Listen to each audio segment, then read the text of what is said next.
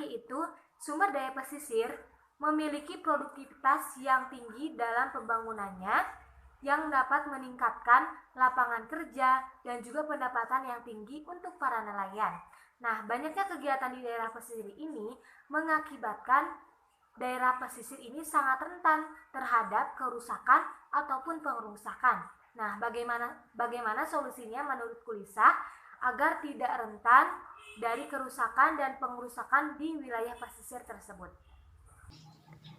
Nah, jadi untuk solusinya, permasalahan yang pertama yaitu permasalahan yang terjadi di daerah pesisir dapat dilakukan dengan mitigasi, kegiatan preventif atau pencegahan, dan kegiatan pemulihan yang meliputi rehabilitasi dan rekonstruksi. Kemudian, kegiatan mitigasi dapat dilakukan untuk menangani permasalahan di daerah pesisir seperti penanggulangan pada kerusakan yang diakibatkan oleh faktor alam. Kegiatan penanggulangannya dengan menanam pohon mangrove di wilayah pesisir yang rentan terhadap bencana tsunami atau erosi tersebut. Nah, kemudian kegiatan preventif atau pencegahan adalah kegiatan yang berupa untuk mencegah terjadinya kerusakan. Kegiatan ini misalnya penerapan AMDAL yang berupaya mencegah kerusakan pesisir. Selanjutnya, kegiatan pemulihan dapat berupa restorasi, rehabilitasi, maupun rekonstruksi. Permasalahan yang kedua, menurut Kulisa sendiri, bagaimana sih solusinya menghadapi banyaknya pencemaran plastik di wilayah pesisir ataupun laut? Nah, untuk solusi yang kedua, yaitu salah satu solusinya dengan berpikir prinsip alam itu sendiri. Dalam prinsip siklus ekologi dikenal sebuah prinsip dasar yang dikenal sebagai C2C, yaitu model rantai makanan yang tertutup. Semua proses industri dan komersial diharapkan dapat mengikuti siklus tertutup, sehingga tidak ada lagi yang dinamakan limbah. Pada dasarnya, konsep C2C membagi material dalam proses industri dan komersial ke dalam dua kategori, bahan teknis dan bahan biologis. Bahan teknis hanya boleh menggunakan bahan-bahan sintesis yang tidak beracun dan tidak memberi dampak negatif pada lingkungan dan dapat digunakan berulang-ulang tanpa mengurangi kualitas bahan atau daur ulang penuh. Kesalahan yang ketiga, bagaimana sih solusinya kerusakan akibat penambangan pesisir air laut secara ilegal yang dapat menyebabkan kerusakan ekosistem di laut? Nah, untuk solusi yang ketiga yaitu sudah saatnya pemerintah daerah secara khusus yang berwenang dalam mengatur penambangan pasir laut melakukan kajian ulang dalam menyikapi penambangan pasir laut, baik yang ilegal maupun yang legal. Pembagian pasir laut merupakan kegiatan yang memiliki dua sisi yang bertolak belakang. Di satu sisi, meningkatkan kesejahteraan dan kualitas hidup masyarakat. Dan di sisi lain, hal ini dapat menyebabkan kerusakan lingkungan dan ekosistem pesisir di pantai dan di laut.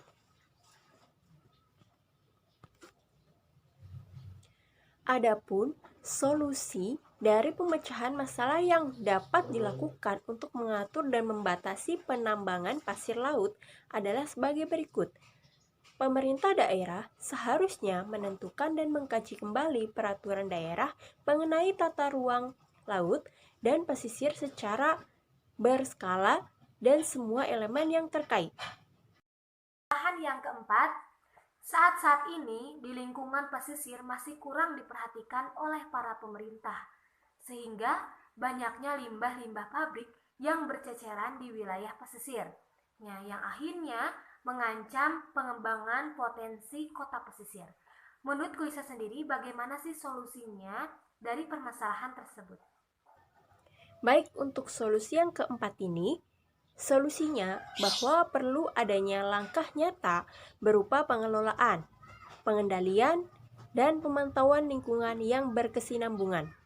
Hal ini dikarenakan sumber pencemar dan kerusakan lingkungan berasal dari kegiatan di daratan dan lautan. Langkah pengelolaan yang harus dilakukan adalah pengelolaan limbah dan penerapan manajemen terpadu yang melibatkan semua pihak dan sektor. Langkah pengendalian terhadap terjadinya pencemaran dan kerusakan pesisir laut perlu dilakukan dengan melakukan pencegahan, penanggulangan, dan pemulihan kerusakan atau pencemaran yang telah terjadi. Seperti itu. Permasalahan yang kelima, menurut Kulisa sendiri bagaimana sih solusinya saat mendengar kondisi ekosistem pesisir di wilayah Indonesia ini telah mengalami kerusakan dan juga pencemaran yang tinggi pada ekosistem yang hampir punah di laut.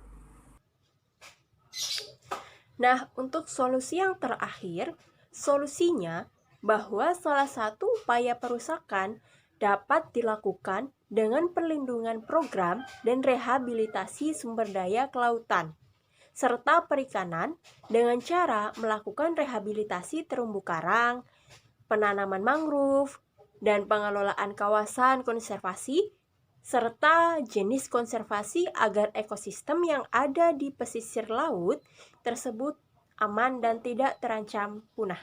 Seperti itu.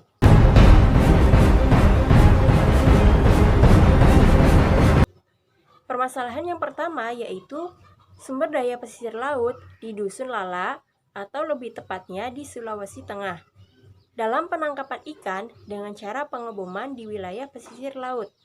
Nah, bagaimana cara menanggulangi atau solusi dalam menangani hal tersebut?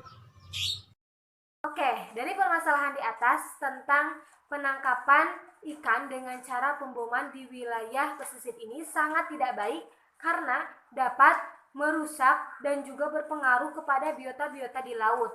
Jadi solusinya pemerintah daerah ini seharusnya memberikan bantuan alternatif sebagai konsekuensi larangan aktivitas pemboman oleh nelayan itu. Nah, pemerintah daerah bisa melakukan alternatifnya seperti keterampilan yang bisa dilakukan oleh para nelayan tersebut. Nah, seperti halnya budidaya dengan keramba jaring dan juga aktivitas lainnya. Nah, alternatif ini harus dibantu dengan moral dan juga sumber daya dari pemerintah.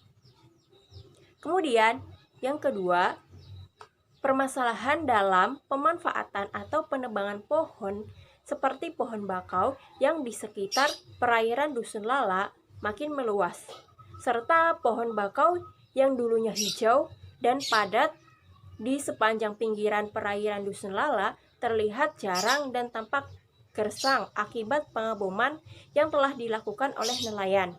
Nah, bagaimana cara mengatasi hal tersebut? Dari permasalahan tersebut, penanaman bibit bakau ini perlu dilakukan, malahan harus dilakukan yang lebih profesional lagi lah dan harus berkelanjutan agar bibit bakau ini yang ditanam ini tidak sia-sia. Nah, bibit yang ditanam ini harus bibit yang baik, bibit yang unggul. Kemudian, setelah ditanam selalu diawasi untuk menjaga kemungkinan ada ancaman terhadap keberlangsungannya hidup bakau tanaman tersebut agar menjadi lebih baik dan lebih berpotensi. Nah, kemudian yang ketiga yaitu permasalahan rusaknya terumbu karang yang disebabkan oleh penggunaan bahan peledak seperti bom. Nah, bagaimana solusi cara menanggulangi hal tersebut? Oke, dari permasalahan tersebut solusinya pemerintah daerah ataupun masyarakat wilayah pesisir perlu melakukan rehabilitasi atau transplantasi karang yang bertujuan untuk menambah keindahan di bawah laut dan juga dapat mengundang para biota-biota laut sehingga dapat berkembang biak kembali. Nah, kemudian permasalahan yang keempat yaitu permasalahan dengan musnahnya ikan-ikan hias beserta biota yang lainnya akibat pengeboman yang telah dilakukan oleh para nelayan di Dusun Lala. Nah, bagaimana cara mengatasi solusi hal tersebut? Menurut pendapat Yayah Badriah. Permasalahan tersebut, solusinya masyarakat di wilayah pesisir ataupun pemerintahnya itu dapat membuat rumah ikan kembali yang bertujuannya itu sama dengan transplantasi, yaitu untuk mengundang ikan-ikan besar dan juga biota-biota lainnya untuk datang kembali ke laut, berkembang biak, tumbuh hingga dewasa.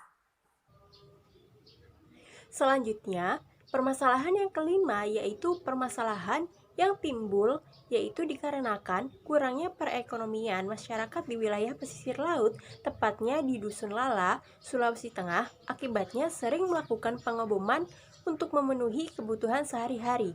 Bagaimana kita mengatasi solusi dalam hal tersebut supaya perekonomian di Dusun Lala lebih maju atau lebih berkembang? Terima kasih. Oke, dari permasalahan kelima tersebut, kita bisa mengambil solusinya ya. Bisa pemerintah daerah ini bisa memberikan bantuan untuk masyarakat-masyarakat sekitar pesisir pantai tersebut, seperti halnya uang ataupun hewan-hewan ternak seperti sapi, kambing, kerbau, dan juga lain-lain untuk memenuhi kebutuhan masyarakat dalam kehidupan sehari-hari.